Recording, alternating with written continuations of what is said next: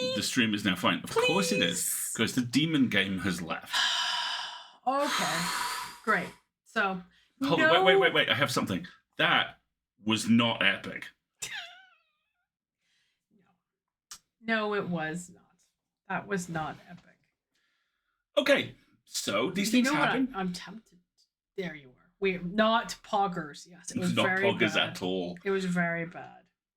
And I don't have anything else set up for any other game. Go away. Game audio. Naughty. Bad settings.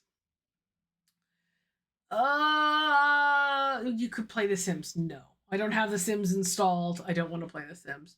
I don't want to boot up Steam and try to find something else to play because I'll just play Hades. It'll be boring for everybody else. I mean, there is a thing coming down the line, we're hoping, which we will absolutely be playing, and it might even be here by the time this slot hits next week. Right. But we'll see. We will attempt to bring forward the next piece of content. Oh, look, an ad in 30 seconds. Twitch wants Fuck you, Twitch. God. Fuck you. We'll see you in a few seconds. It's gonna run another one, folks. I'm sorry. There's nothing we can do about it because capitalism. So, this is quite annoying and frustrating. It's not Twitch's fault. This time it is not Twitch's fault. So we are united in our shared anger, right? Exactly. We have a shenanigan, that's for sure. We have one of those planned. We will all hold hands and scream into the void and eat ice cream, right? Exactly. Oh, gosh, dang it. I'm not pleased by all of this. Not happy at all. Sorry. Now we have to now there's an ad running, or it says starting soon. So now we just have to sit there. I can't eat ice cream. Oh, I'm sorry. Oh, Rebecca, I'm sorry. We wanted Squid Friends, not Leggy Stream. But if we don't get the game audio sorted out, we won't be able to hear the void screaming. Maybe that's not a bad thing, Wendy. It is a sand preservation technique, right? Exactly. Oh, I'm so sorry. Gotta preserve that sand. Come on, Twitch, if you want to actually go ahead and run the ad, that would be great. It is now sat on ad starting soon for the last 45 seconds, near enough. Oh, there we go, great. Just two minutes of capitalism. Ah, da-dun-dun-dun-dun. The void is available for screaming into. Ta-da. All right, quick. Improvise. You all got any questions? No. Call of the Sea did not work. Yeah, we'll happily do an impromptu AMA or an AMA. Did you have to? I'm vamping and it's going well. Capitalism self-promotion works fine. Thanks, Twitch. Right? You know? I don't think it was a Twitch problem. I honestly think it's a Epic Games problem because it sounds like it's a let's compete with Steam quick and do it crappily. That was our first time streaming from the Epic Games Store. It will probably be our last time streaming from the Epic Games Store. Yeah, exactly. I mean, I don't know if you can just. I checked Steam; it's not available on the Steam Store. Epic fail. Well done. Yes, it is. Good job. It is an epic fail. Very much so. Oh, all right. Epic fail store. Exactly. All right. Well, we've got some shenanigans we could do. We also had a couple of questions come in. Thoughts on the rig? I really liked it. Unsurprisingly. Come on. You really liked it. The two things I found really interesting about it, and I think I either wrote this piece and haven't run it yet. Oh shit, yeah, I wrote this piece and I haven't run it yet. The rig ends in a really interesting way. You just added this to your wish list on Steam? Goblin, you keep talking. Let me investigate, because when I looked for it on Steam, I couldn't find it. But if that's changed... There's 2 or 3 shows that... In fact, Lazarus Project was the other one. Lazarus Project and the rig both end in really interesting and very different ways. But they also end on the same beat, which is the "we have only just begun" end of Act 1 type thing. And I really like the claustrophobic nature of the rig, and I really love the payoff that hits right towards the end of the last episode, where you find out that this is not a problem that can be solved. Oh, now it's available on Steam. And that's really cool. I thought that was really interesting. My curiosity / concern about season 2 is stories like this tend to go big very fast and then compress down badly. The best example I can give you is Lost. Lost, I have an awful lot of time for, and I actually really like the bits of Lost that other people don't, namely the last season and the last episode. Somebody had to like it, right? It's me. I'm the problem. It's me. But that point towards the end of the last season where they're suddenly having to kind of hammer everything back into place, just you can hear every fucking muscle straining. And my concern with the rig is that season 2 is going to go, let's go over here and do this. And oh, it's not working. But that ties into a larger endemic problem, which is that certainly with genre fiction, fandom tends to be we tend to be conditioned to expect failure. Because for the longest time, we got one TV show at a time, or everything was a bit weird, or everything was viewed as a bit weird. Best example of this I can give you, and I've actually written about this quite recently. You vamp very well. Good job. I'm an articulate motherfucker. Is Doctor Who. Doctor Who is one of the biggest extrusions of the geek persecution complex on the planet. And that idea of, well, this is the science fiction show, and we only ever get one. And as a result... I am buying this for Steam as we talk. Keep talking. As a result... Hold! Hold! I'm committing retail to solve this problem. I think one of the kind of consequences of that is that there is an endemic lack of empathy in fandom. Blank. Period. There's an endemic lack of empathy. And it's particularly prevalent, and this is my bubble talking, in geek cultural spaces. The best example I can give you is yesterday, for reasons I can't understand, the YouTube algorithm served me two things. The first one was, and I swear I'm not making this up, a white Canadian rapper recording his video at the truck protest, or as I like to call it, the illegal occupation of a Canadian city, about how vaccines are the real danger. I am not even the same species as the target audience for that, intellectually speaking, or certainly ethically speaking. And the other thing that it gave me was there is this guy, it's always a fucking guy, who has this epic mad-on for the fact that the special effects in season 9 of The Flash aren't as good as they were in season 5. And I've got pretty good at not reading the comment section these days, but I scrolled down on this one, and the first comment was, yeah, you can see they've just stopped trying. And that just really hit me right between the eyes. No. Just no. That's not how any of this works. And the fact that someone can look at this material, which is being produced by folks who are working through a global pandemic, which is in the final season of a show in a global recession, where the VFX industry is so squeezed and so largely consumed by Marvel at the moment, and I like Marvel stuff, that basically every special effects house, down to the small ones, are being given Marvel movies and TV shows to farm out to because the backlog is so vast. To look at all of this and go, no, they're just doing shit work. No, they're not. Okay, I have started the download for the game. And it is still more stable with the download running than it was streaming through the Epic Store. No one has given up. We all fucking want to.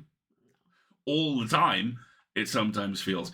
No one's given up. Everyone's doing their best in the pot, which is constantly just coming up to the boil. We're all the frog. We're all trying to work out how to jump out. I actually saw a whole thread of TikToks. Yes, earlier today when I needed a break and I sat down. So I did my Italian and then I went to TikTok. We're on red. Oh dear. I've not seen that before in a long time. Okay. So maybe it doesn't want us to download at the same time as streaming. And now we're back up to green. Okay. This might be a download and come back next week, this time we mean it situation. Yeah. Yeah. We might have to download this and off stream and try it again later. Sorry, everybody. I don't want to mess up the fact that we finally actually get to talk to everybody. So we're getting a little occasional buffering, but it's not dreadful. Okay. Yeah, I'm seeing kind of the various comments come in. You're right, Grim. YouTube does have a right-wing bias. It's a massive one. It's a massive problem. And the best example I can give you. Not gonna get into it. Go ahead. No, no. Keep talking. The best example I can give you is more anger equals more clicks. Yeah. I am a problematic consumer in a couple of very specific axes. I like combat sports. Always have. If you like combat sports in 2023, it's assumed that you like mixed martial arts. And it's assumed that you like the UFC. And it's assumed that you like Joe Rogan. I wouldn't piss on him if he was on fire. Mm-hmm. Not even if I hadn't been for days and I really needed to go. The man is a bigot. A horrifying bigot who hides behind an increasingly tattered veil of meaty smelling idiocy. And yet, 2 or 3 times a week, I have to tell YouTube to stop showing me clips of the latest 5.5 You hour have to train pot riddled, but do we really have arms? Yes, Joe, unfortunately you do. Video. It's a black box problem, exactly like we were just talking about. When you cannot explain how an algorithm reaches a decision and you can't duplicate it or audit it, then those decisions run without supervision or input, and they leap to only consistent, internally logical conclusions. It's you're fighting the algorithm. Yeah. And the thing which I find endlessly mystifying. Preemie, I want your YouTube algorithm. All YouTube ever offers me is increasingly dancier K-pop dance banger. That sounds glorious. The confidence with which internet randos claim why special effects are the way they are is inversely proportional to how much they know about the industry. You can say that about any industry. Yeah. Every industry has armchair commentators who don't do things. They just poo-poo, to be polite about it, on other people who do. See also the guy who a couple of months ago just popped out of nowhere and went, I made an AI kids book with these images. Everyone was like, you know why is this shit, right? No. Greg is a K-pop fan, Wendy? Yeah, Greg's a massive K-pop fan. Always has been. And I am adjusting my mental image of Greg on the fly now. And folks spent 2 weeks on Twitter talking to this guy going, look, mate, this is why this is bad. This is theft. You can do this stuff and it's great, but you got to bring artists with you. And he was like, oh, okay, I get it. And fair play to him. He was interviewed everywhere and he mentioned all of this and he actually helped. And then 2 weeks later he went, I made a Batman animated movie. And everyone was just like, motherfucker. Greg adores K-pop. Also death metal. Okay, great. What is Hoompa? Do you mean polka music? Is that what you mean by Hoompa? Yeah, we've all seen the time knife. A big yes, we've all seen the time knife energy. Yeah, exactly. Okay, Wendy, I have so many questions. I'm made of questions. Hoompa is heavy metal. You're going to need to have him send me links. I need to experience this instantly. Thank you. And a mighty need is us. Yes. So we're just going to improvise for another 10-15 minutes. We'll take one more little break maybe. We'll do the shenanigan. We'll wrap it up for the night. Ask questions, folks. Yeah. We're here. I've purchased Call of the Sea. I've committed retail. We will download it when we are not streaming live. Now, all of this cycles back to the rig. I'm tying this one together. I've grown as a person. All of this cycles back to... Yes, shut up. All of this cycles back to the rig and how it ends in a very kind of open-ended way. And it is cli-fi. It is cli-fi. And the thing which I'm trying to be very aware of at the moment is process. And specifically processes in how I interact with a piece of culture. And that assumption of, oh, that was a bit open-ended. I hope they get a second season. We're trained to be disappointed. And we're trained to be disappointed even more than ever before because of stuff like Netflix and Amazon Prime going, here's this incredibly successful LGBTQIA plus show with great representation that pushes forward a brand which is very well established and well loved. Oh, you like it? Great. You get 4 more episodes, then it's done. Yeah, exactly. And the challenge for people as fans, I hesitate to say consumers, but the challenge for people as fans, for people who enjoy this stuff, who get worth and emotional nourishment from it, is we are constantly being asked to trust people who pull the football away. Yeah. Or there's just this, because of the way contemporary capitalism works with media and how it's all gatekept and how all the money is in controlling the ways that the media is distributed and accessed, the way that those algorithms learn is based on engagement, and engagement is a horrible indication of anything other than eyeballs. And if all you're trying to do is sell ads, then all you care about are eyeballs. But if you're trying to disseminate truthful information, if you're trying to educate or entertain, then eyeballs aren't a good metric for you. And too bad, because the only way that you're ever going to get your art out into the world is through eyeballs. They value different things, and it's And when you don't, very bad things happen. This week, and the BBC have had a week where they have shat their hand and demanded everyone thank them for the cookie they've baked over and over and over. One of the things that got lost in all of this was the fact that this week the BBC singers were dissolved. This is the British Broadcasting Corporation standing choir. I'm sorry, the BBC had a choir? Yep. When was that ever used? All I know about BBC Music is the beeps. They have a choir. They have a choir. Well, they had a choir, and the committee that decided to turn them off, one member bothered meeting them. Really? Yeah. When something's aligned on a spreadsheet, that's all it is. And I know I sound very local hero here, and Wendy, that reference was just for you. You're very welcome.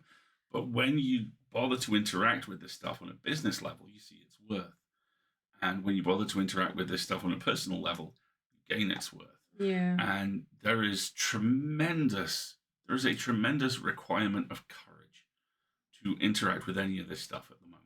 Any of it. I feel it. Anybody who is capable of creation, of finishing a creative project, of putting it out into the world, of presenting it to the world to be seen and consumed and enjoyed and commented on, and then getting up the next day and doing it again is a freaking rock star. Right. Preemie, I am looking at you right now. Preemie.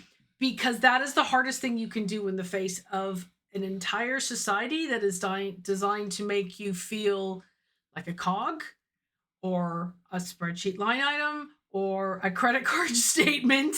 And the fact that you can say, no, I'm going to put art into the world. I don't want your crappy gray concrete survival. Here's my balloon, please. Every worth of creation is valuable and important and has to be recognized. And it's hard, and you all deserve credit for doing them.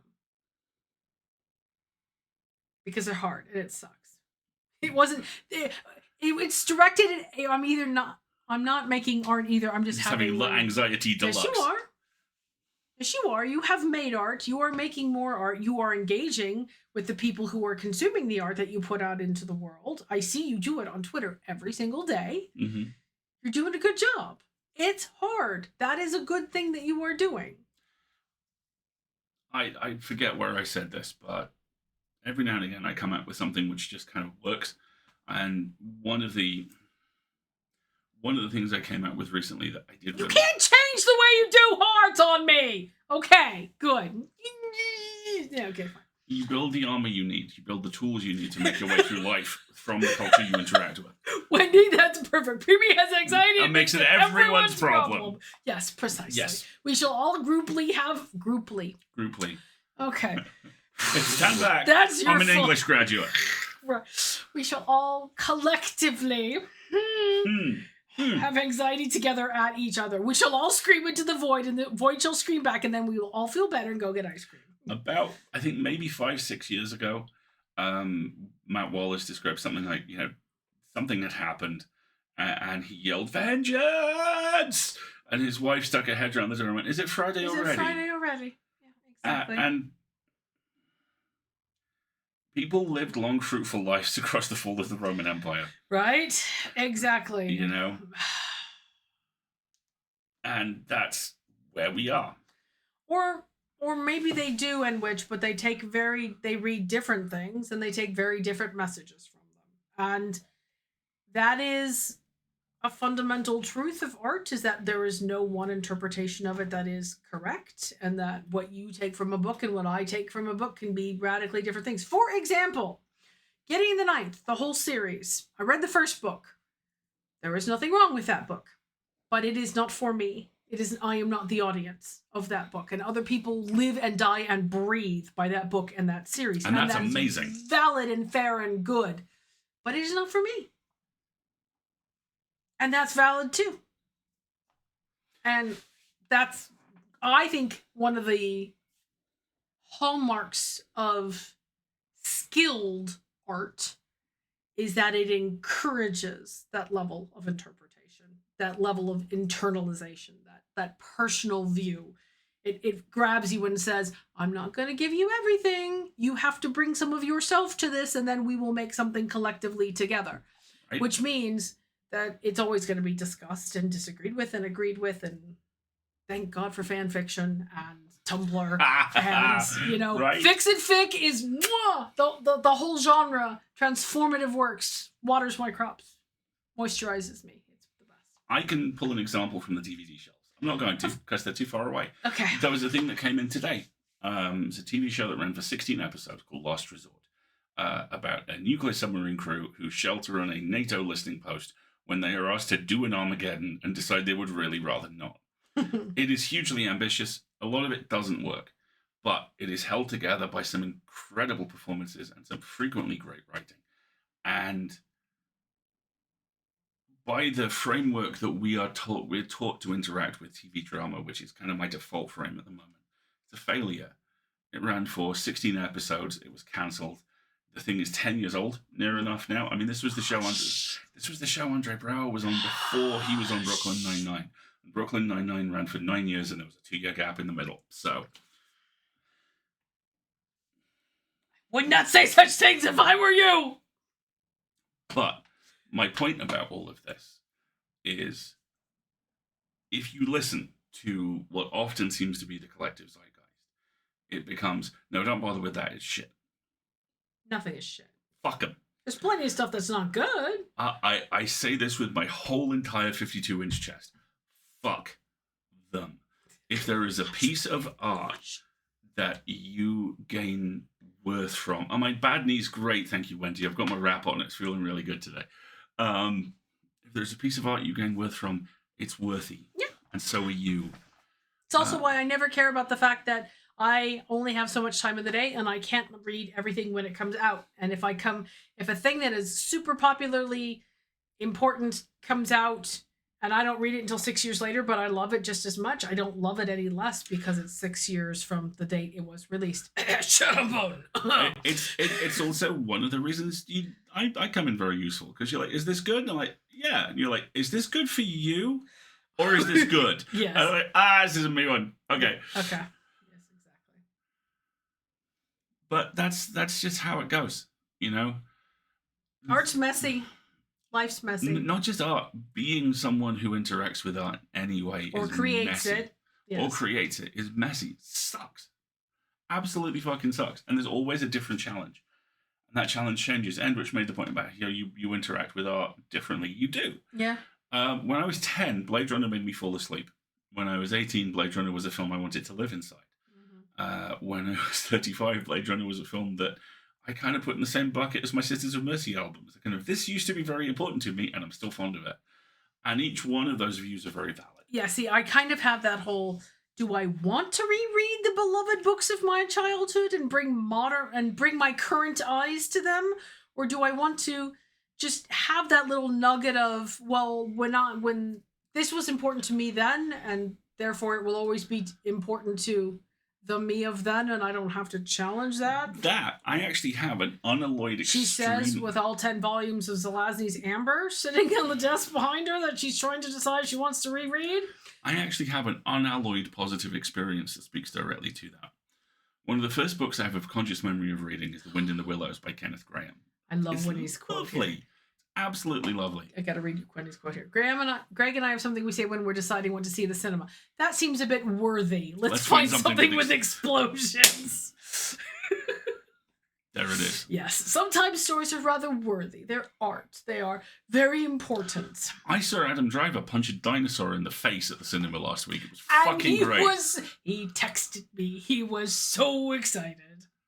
It is a straight up fist fight. He and that dinosaur get into it like one of them spilled the other's chips. You know, it is a lot. Of course it is. Yes, and Prima, you're right. And then there's that whole selling art thing, i.e. trying to make a living off of it because it's the end of capitalism and we don't have universal basic income, so people just get to exist with dignity and make art for the rest of us. Yep. And I just need a clone. Because then I can have a clone do half of the things, and then I could do the other half of the things. You should bring your attention back to the screen now. What? You're just not saying anything and smiling knowingly at the screen. Yes, okay, exactly. All I will say is, so this is how the universe ends, is it? Pond flirting with pond. Moving rapidly on. Cocaine Bear is a good time. Of course it is. His name Cocaine Bear. The fact that there is a 95-pound 4-foot kid in there who says, with his entire frame, that feels like a kind of thing that's going to stick with a man. And you're like, sir, you are 8. Right? What is wrong with you? Does he live in a retirement community at 8 years old? Cocaine Bear is a really good time. Like you, I instinctively looked at Winnie the Pooh, Blood and Honey and went, well, this can fuck off into the sun. And a friend of mine made a really good point about it. He saw it. And he said, nah, it's not great at all. But they do incredible work with what they've got. Mm-hmm. It's about as good a version of that movie as you can possibly get. And without Nicolas Cage. Without Nicolas Cage. And I actually really respected that because it circles back to the whole thing. If you finish a project, it's worthy of respect. Yeah.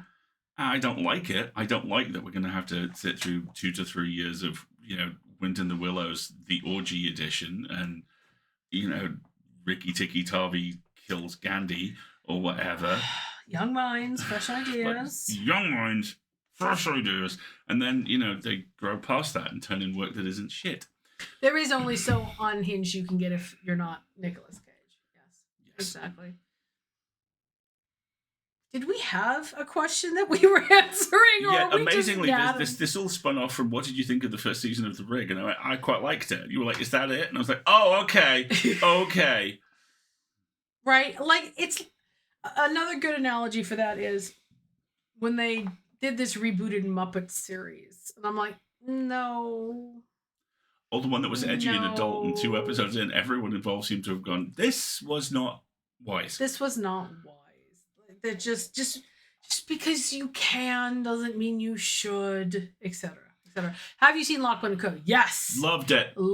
I thought it was great. I thought they did such a good job of demonstrating the effect that, what was it called? The event? The problem had on the development of technology, and how like their house has the cutting edge cordless phone, and that's as far as it gets, and how the train they ride at one point is exactly what trains look like in the 1980s. Ooh. And it's set in 2017. Yeah. So the idea that the problem has slowed innovation is really interesting. The one flag I would put on the play is they still have modern electric black cabs in London. But, we'll just kind of move on from that. Exactly. I thought it was great. I loved it. Stylistically, it was fun. I'm like, yes, I will take more of this, please. I have questions and theories and plot beats, and I thought it was really fun. A friend of mine on Twitter did a really good kind of almost frame-by-frame analysis, and there's an awful lot of storytelling baked into the house. Wendy says most of the dialogue and pace is lifted straight from the books. It felt it. Mm-hmm. But they left the isms and phobias behind. I loved his whole, do you like Italian? She's like, do you mean pizza? Yes, I do. I'm like, yes. That was George was so sweet. I love that he's very kind of earnest and, this is shit.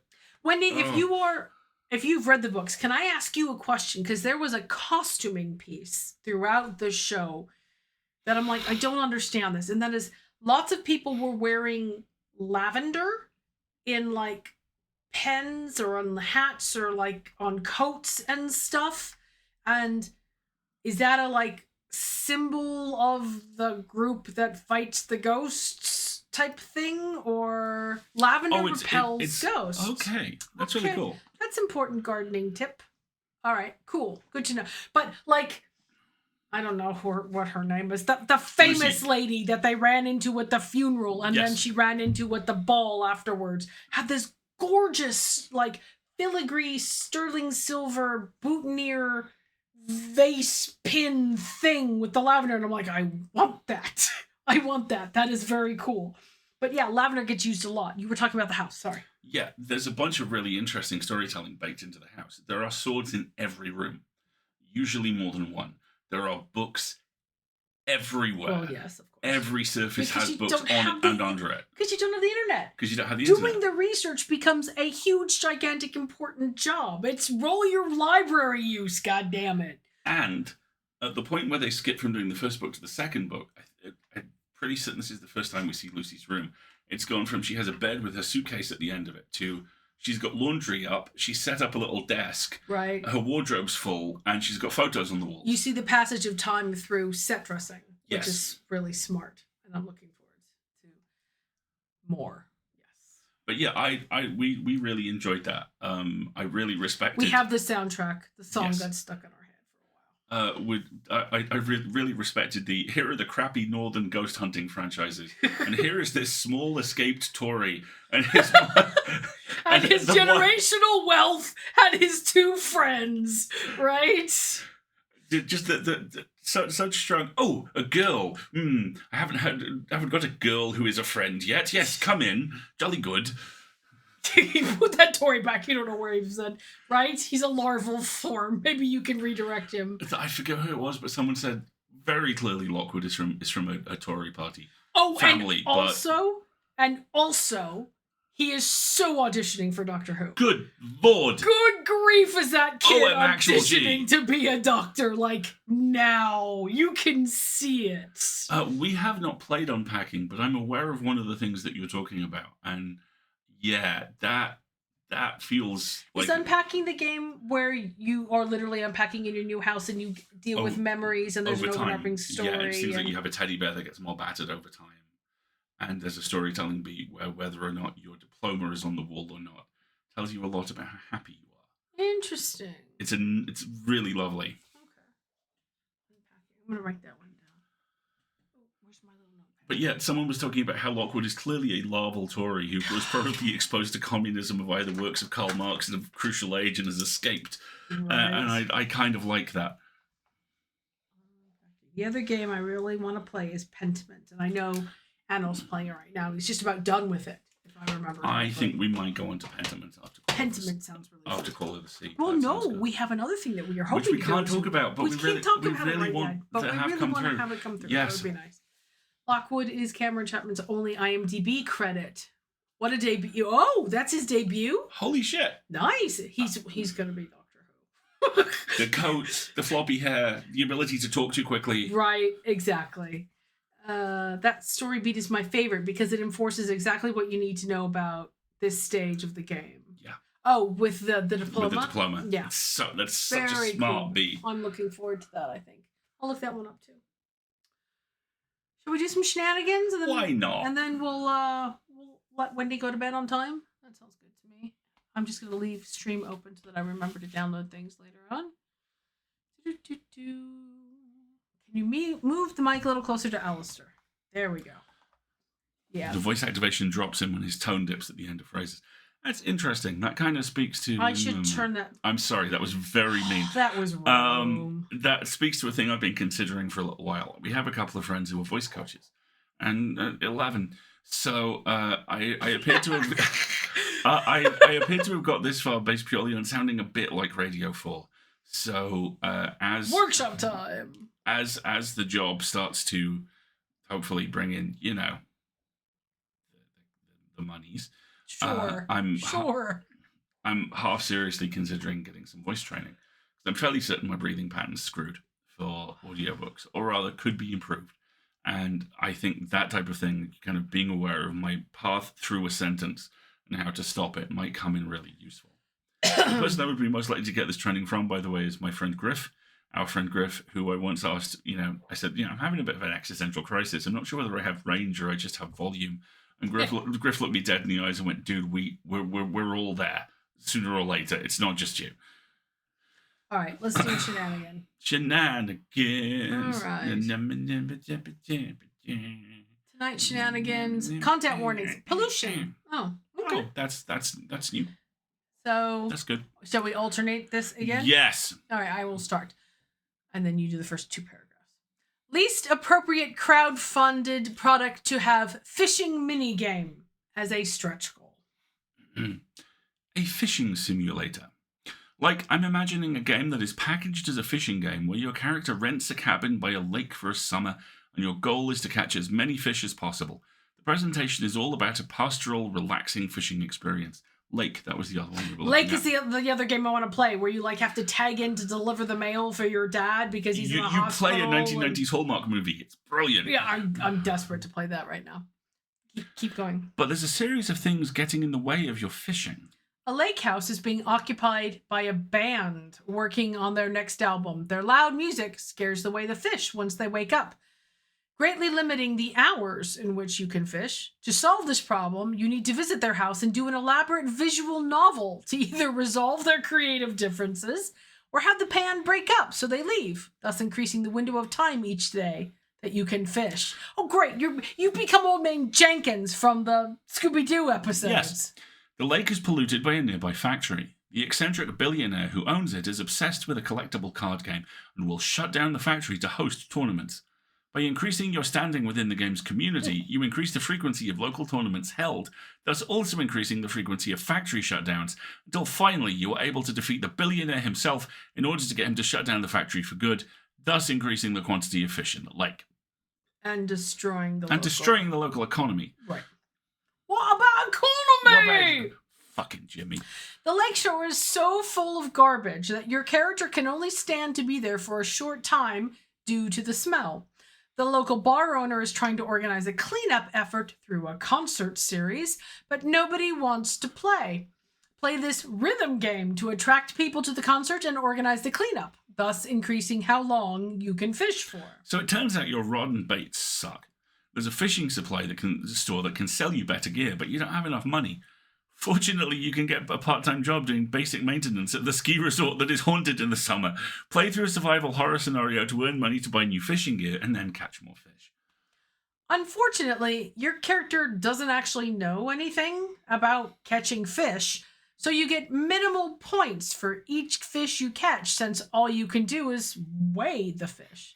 However, a local marine biologist will gladly teach you, if only you can find her notes on local wildlife, which she lost hiking in the nearby mountains. Do some precision parkour puzzle platforming to uncover notebook pages about different types of local fish, thus making those fish worth more points. Upstream of the lake, there is an old mine, abandoned after the miners broke into some impossibly deep hell dimension, and every night horrible beasts emerge to, among other things, feast on the fish that would be coming into the lake. Do some roguelike dungeon crawling to fight back and seal the evil creatures within, thus allowing more interesting and high-value fish to enter the lake. And if our Kickstarter goes well enough, we'll actually implement a mini-game for fishing, rather than just having an automatic algorithm based on how well you're doing with every other system we've crammed into this game. I would play this. I would back this. But more importantly, Clint Barton would play this. Do you want to tell people that story? There are perfect panels in comics. Then again, everyone has different ones. One of mine is from the first issue of Loki, Agent of Asgard, written by Al Ewing, who I knew when he was selling photocopied comics for 50p in my old comic store. See, Hawkeye, we're on the same page. Al has this whole thing in the first issue where Loki is breaking into Avengers Tower to exorcise Thor, it turns out, because Thor's gone mad. And are you explaining the example before explaining the story? I'm providing context. It's a service. And Thor, of course, being Thor, hurls Loki off the top of the tower and he falls past everyone.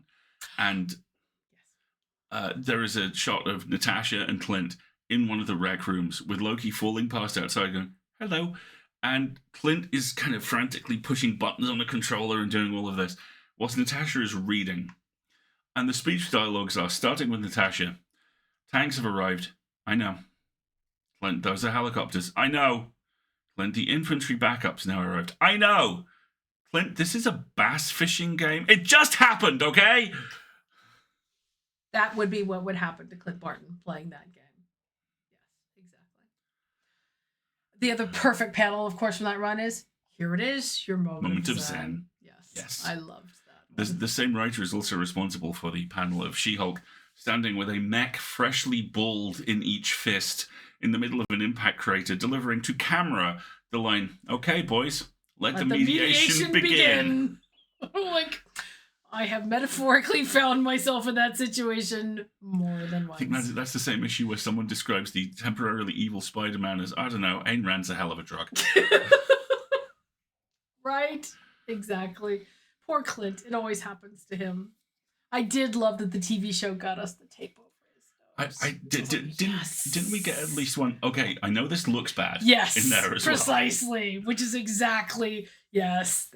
Al Ewing is the perfect person to write Barton. I really love it. I'm still charmed by the fact that Kate Bishop spends the entirety of the first episode of that show in the David S. Pumpkins suit from the SNL sketch for no reason. She just has one. Just because she can. Yeah. Right? Exactly.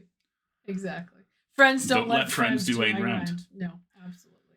The worst problem is that there's this huge welfare state. I'm old. I need welfare. All right, love. Sit down. Okay, Grandma. Right. All right. Anyway. Quick, we have 13 minutes before Wendy Pumpkins. Speaking of pumpkins, let's tell people where they can find us next week. Quickly, you can do that while I sneeze. Okay, you can find us on Friday when the next issue of our frequently award-nominated newsletter, The Full Lid, will go live. Oh, pardon me. This week, you know what I was saying about Adam Driver punching a dinosaur? Yeah, that's in there. Yeah, you should expect that. There's also the first issue of a great comic called Godfell, a great play-out, especially if you've been watching The Last of Us. Bless you, thank you. Yes. And some delicious-looking food. Yes, because Ramadan starts tonight? Yeah, I believe it does. Today? A week from today? I think it's a week from today. Yeah. I gotta double check. I can't remember. And there are particular foods which are eaten during suhoor, which is the pre-dawn fasting prep meal, as I understand it. Yes. And there was this amazing thread of photos of them. It all looks delicious, and I want to eat all of them. Yeah, I think it's a week from today. Yes. We might have to bump those till next week. Yeah, it's fine. There's plenty of other stuff. Well, no, if it starts on a Wednesday, then you want to do it in the full light on Friday, because then it'll come out before. Yeah. Okay. Well, it's fine. It's fine. It's fine. So then on Sunday, we will be returning to the sewers filled with the meaty globules for more Stray. Yes. Where we will... Oh, with the giant eyeballs now. Man, I don't... Oh, we're going to learn things I don't want to learn. I think so. So yeah, Stray on Sunday. And then we'll be back here next Wednesday for Call of the Sea. Night cheese. Yes, exactly. Hopefully for Call of the Sea. I just want to enter into the record, you are the first person to reference to call it that. Well...